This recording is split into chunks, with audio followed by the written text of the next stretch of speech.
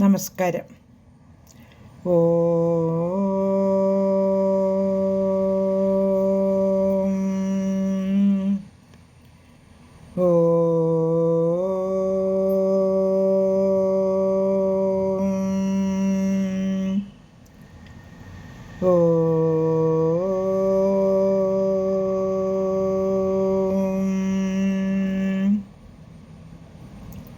സർവമംഗളമംഗല്യേ ശിവേ സർവാർത്ഥസാധികേ ശരണ്യേ ത്രയംബകേ ഗൗരി നാരായണി നമോസ്തുതേ.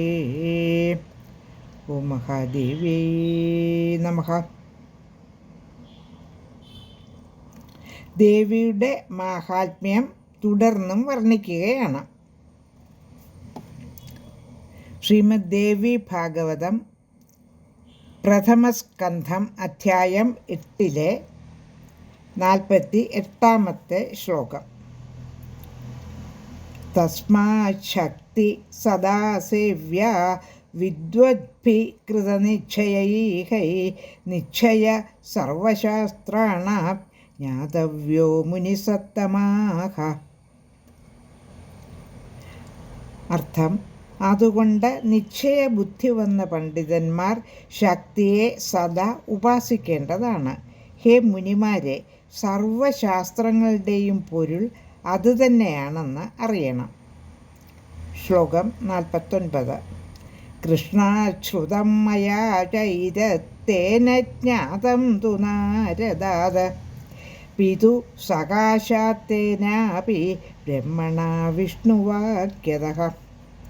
കൃഷ്ണദ്വൈപായനിൽ നിന്നാണ് ഞാനിത് കേട്ടത്. അദ്ദേഹം അത് പഠിച്ചത് നാരദനിൽ നിന്നുമാണ്. ആ നാരദനാകട്ടെ പിതാവായ ബ്രഹ്മാവിൽ നിന്നും കേട്ടു. ബ്രഹ്മാവ് മനസ്സിലാക്കിയത് വിഷ്ണുവിൽ നിന്നും. ശ്ലോകം 50.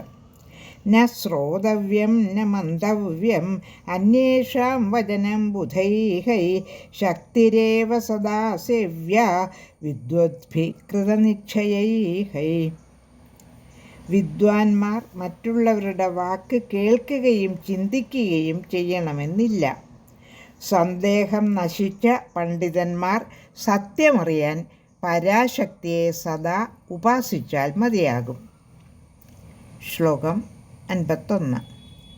പ്രത്യക്ഷമഭിദ്രഷ്ടവ്യം അശക്തസ്യ വിചേഷ്ടിതം അതഃ സർവേഷു ഭൂതേഷു ജ്ഞാതവ്യാ ശക്തിരേവ ഹി.